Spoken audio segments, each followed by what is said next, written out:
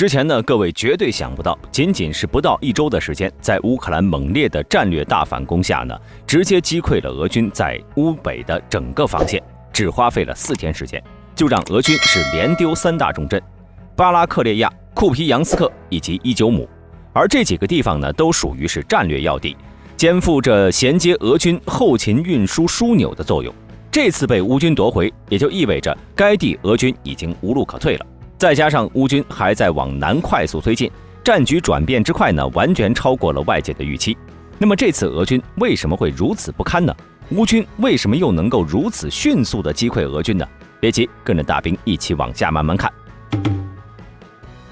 也许很多人还不知道俄乌战场到底发生了什么。其实简单来说呢，就是乌军仅仅用了几天时间，就将北方战线拉回到了开战前的状态，相当于俄军近7个月的成果直接没了。甚至是伊久姆大本营也被乌军1天夺回，真的是突破了大家的想象。表面那么强势的俄军竟然那么不经打，甚至已经开始主动从哈尔科夫方向撤出了。那么俄军为什么会一夜之间大溃败呢？甚至被笑话俄军有序撤离，乌军仓皇追击。那么其实目前关于俄军在哈尔科夫溃败的表现，外界有着2种不同的观点。其一是认为这是俄军的佯败，也就是诱敌深入的战术，想要逐步吸引乌军进入陷阱，然后合击。另一种呢，则是认为俄军在该地区兵力不足，再加上后备兵力不够，无法快速的驰援，所以为了避免被乌军集团闪击，便采取了主动撤退的方式保存兵力。猛地一看这套措辞似乎也没有什么问题，但大兵从实际情况分析了一下，这根本就是乌军单方面的强势反击。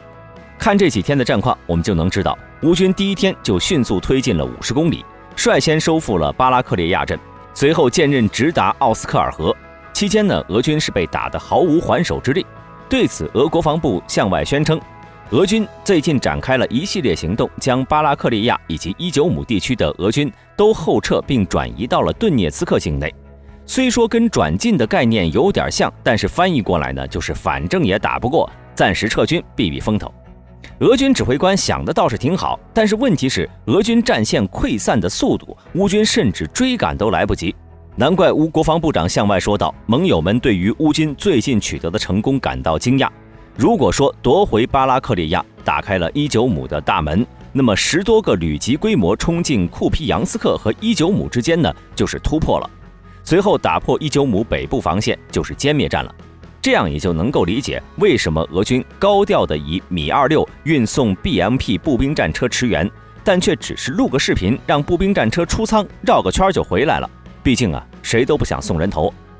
根据大量的战场视频显示，撤退过程中俄军不断地舍弃阵地和装备，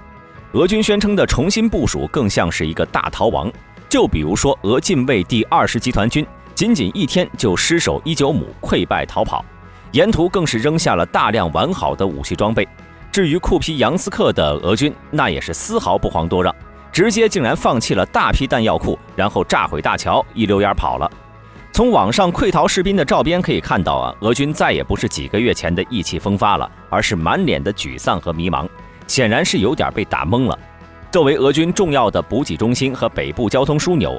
库皮扬斯克守军是几乎没做什么事儿，就将城区给让了出去。这也说明了俄军士气确实已经降到了最低点，在这种情况下根本无法执行诱敌深入战略。如果真的如俄军所言，掌握着制空权，拥有着压倒优势，那么这次乌军的集团攻势根本无法展开。经过这1个礼拜的时间呢，乌军已经收复了4000平方公里的区域，俄军则是损失了数千人和大量的重型装备，里面还有很多没有拆封的武器弹药。从取得的实际战果来看，这次就算乌军数倍于这种损失也能接受，更何况乌军明显是追歼，而不是陷入恶战。乌军斗志和士气大涨的同时呢，也激发了美国和北约的军援热情。既然俄军的诱敌深入战略更像是宣传，那么我们回到这次乌军为什么敢发动集团攻势，以大兵团作战全线突破？这次不仅没有担忧俄军的空中优势，就连地面呢也是顺风顺水。这里面最关键的就是来自于北约的情报支持，几乎能够实时监控俄军部署。再加上北约各国的军援已经达到了一定程度，足以让乌军发动一场大规模会战。而俄军目前是两线作战，由于兵力严重不足，导致南北两线都陷入被动，仗都打了半年多了，在战略上却还是模糊不清，完全不知道该干什么，这也是俄军士气低迷的重要因素。大兵猜测，乌克兰方面估计都没有想到战果会这么大，至此势必会趁机拿下哈尔科夫地区。与之相比，俄军大概率会放弃哈尔科夫，转而集中兵力进攻顿涅茨克。所以说，俄军目前第一要务呢，不是耍嘴皮，而是快速稳定战线，并整顿兵力，转入防御才是重点。毕竟乌军通过目前的一路减装备，已经从步兵升级为摩托化部队了。难怪当乌军攻入伊久姆后，外界评论莫斯科可能将遭受2战以来最严重的战场失败。虽然有点夸张啊，但是也挺打脸的。要大兵说，这次乌军呢之所以能够大获全胜，很大一部分呢是要归功于声东击西的战略。通过南面佯攻，吸引了大量的俄军南下，部署到赫尔松地区驻防。结果就是俄军南下后，北面的哈尔科夫防线立刻出现了兵力空虚。之后，乌军凭借着北约提供的大量情报，仿佛是开了地图卦，精准把握了战机，从哈尔科夫方向发起大反攻。也就使得乌军在没有重大抵抗的情况下，迅速收复了巴拉克列亚和库皮扬斯克2座军事要地。而巴拉克列亚也是俄乌战争爆发以来乌军收复的首个战略重镇。至于库皮扬斯克呢，则是伊久姆俄军的后勤基地，俄军的大量火炮弹药都是储存在此地。虽说俄军丢掉巴拉克列亚时，仍能依托于库皮扬斯克的弹药库，在伊久姆坚守防御，但是当巴拉克列亚和库皮扬斯克全部丢掉后，驻扎在伊久姆的俄军直接成了3面围歼的目标。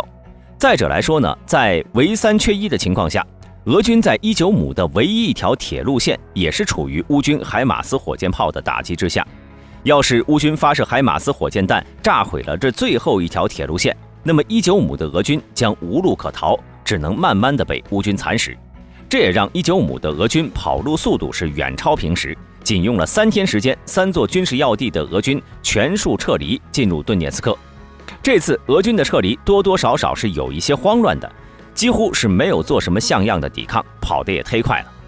大家要知道，之前为了攻下伊久姆，俄军是足足苦战了近2个月，这次丢掉伊久姆仅用了3天。虽然俄媒体向外报道称，俄军是为了保存战力才战略转移的，并在撤退过程中呢，歼灭了乌军上千人和数百架的装甲车，但这里面的水分就太大了。如果真的歼灭了上千名乌军，并且摧毁了数百架装甲车，那么俄乌两军必然是要经历一场恶战的。而现实情况却是，俄军并没有发起重大抵抗，在极短的时间内就大量溃逃了。显而易见，这么快的弃城而逃，根本说不上是有组织、有纪律、有策略的撤离，更像是一触即溃、四散而逃。俄军甚至在撤退过程中，为了防止乌军追赶，还主动炸毁了奥斯科尔河上唯一一座双车道桥梁。从战术方面来说呢，这次反攻是一次极为成功的穿插包围。在包围伊久姆之前，乌军第81空中突击旅和第92机械化旅已经在执行秘密穿插任务，在俄军完全不知情的情况下，在奥斯科尔河东岸森林中会师，之后便完成了对伊久姆俄军的包围。另外，从战略上来讲，乌军的表现也相当不错，在舆论端大量释放反攻赫尔松的消息，借此迷惑俄军，并且还对赫尔松的俄军发起了真反攻，以此确保俄军相信乌军要夺回赫尔松。在这种情况下呢，俄军肯定不能调回部署在顿涅茨克的部队，唯一能够大规模调动的就是哈尔科夫的俄军。一旦俄军从哈尔科夫调走主力后，乌军就等来了期待已久的反攻机会。在穿插迂回的作战期间，乌军的隐秘性也是做到了近乎完美，成功避开了俄军的侦察体系。可以说，为了收复哈尔科夫，乌军进行了非常周密的部署，之后对于时机的把握更是恰到好处。从这些方面呢，就能看出驻扎在哈尔科夫的乌军主力部队，不论是纪律性还是战斗意志方面，都不是俄军能够轻视的。其实从马里乌波尔战役开始呢，俄军就应该放弃对乌军的轻视了。而这次反攻也是自俄军战争开始以来遭遇的第2次惨烈失败了。首次是在闪击基辅失败后的撤退过程中，俄军被乌军反包围，导致第35集团军伤亡惨重。而在这次败退中，俄第237近卫空降团近乎团灭，就连第22独立摩步团团长也失踪了。原本从北面包围斯拉维扬斯克的红利曼也丢掉了。经过这次惨败，俄军在哈尔科夫区域已经陷入了全面败退，只能退守顿涅茨克了。这场从9月6号开始的攻势呢，大兵分析了一下，其中有2个令人意外的地方。其一就是乌军猛烈突进的速度，用时4天推进了100公里，简直是如入无人之境啊。其二是沿途的俄军抵抗意志很低，基本上是看到乌军就跑。俄军几个月才攻下的地方，几天就丢光了。大兵看到战报都不敢相信，反复看了多次，俄军已经这么拉胯了吗？现实还真就是这么拉胯。那么俄军为什么会出现这样的大败呢？最重要的一点就是大兵前面一直说的俄军兵力不足的原因。俄军在哈尔科夫东部呢，根本没有多少正规军。虽说伊久姆在几个月前的确有俄军重兵，但是在攻下红利曼之后呢，伊久姆守军的俄军就陆续返回国内休整，或者是调往别处了。而最前沿的巴拉克利亚是伊久姆的西部屏障，位置极为重要。一般来说呢，应该是重兵驻防的，但现实是俄军只在那里驻扎了1000多民兵预备役部队，甚至不是正规的民兵，再加上2个特战分队。至于在伊久姆、库皮扬斯克以及红利曼，也没有多少正规俄军。也就是说，俄军在哈尔科夫东部的防御基本上就是个空壳。那么俄军为什么不增援呢？原因就是真的没有多少兵可用了。俄军进入乌克兰一共也就10万出头，赫尔松驻扎了2-3万，南部战线又调遣了大部分，留给哈尔科夫防线的兵力是极少。再加上俄高层一直不想动员，主观上是因为俄罗斯不想扩大事态，想着把俄乌局势停留在特别军事行动的层面，但客观上动员的困难也极多。由于动员需要的是体制衔接的，而过去的俄罗斯军队体制，1级是正规军，2级是预备役，3级是地方工作人员。一旦战争爆发，地方工作人员能够动员当地适龄兵员进入预备役，随后预备役经过一定时间的训练，升格为正规军。这套体制呢，是延续自前苏联，虽说有一定的弊端，但总体而言还是能用的。但是在2009年，随着谢尔久科夫上台后进行的军改，直接废除了这套动员体制，俄军也被职业化。其好处就是能以低成本应付低烈度战争，但坏处也极为明显，职业化军队只适合小打小闹，并不适合真正的战争。这个弊端早已经被美军验证过了。一直到现今，俄军也没有恢复这套动员体制，也就造成了俄军难以动员的困境。以现在的战场局势，已经无法靠着这10万多职业合同兵来应付了。虽说俄军总兵力不少，海陆空3军编制各30多万，合计100万左右，但是却有2个大问题。其一是陆军只有30万左右，这数量呢明显不够用，而且里面大部分是义务兵。根据法律呢，义务兵是不能够出国作战的。虽然俄军宣称有40万合同兵，但显然不可能全都派去乌克兰吧，总得留着一半守老家吧。之后呢，就是10万派去乌克兰，另外10万轮换。所以俄军理论上最高兵力确实只有10万，这点兵力呢是根本不可能解决乌克兰的。第二个原因就是大兵前面提到的北约情报支持，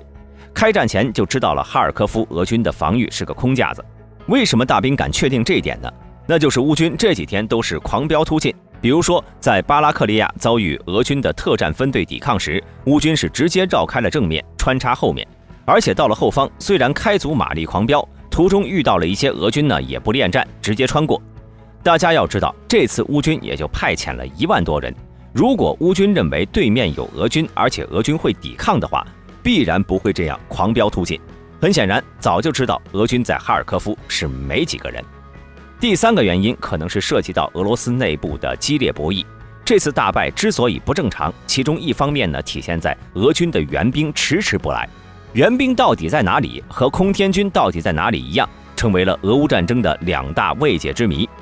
要知道，哈尔科夫南边的卢甘斯克就有俄中央军区的部队，边境上一样有俄军部队，距离其实并不远，从边境到库皮扬斯克也就20公里，也就是一脚油门的时间。现实却是好几天都不来，这太不正常了。当然啊，这纯属大兵的猜测，真实情况就不得而知了。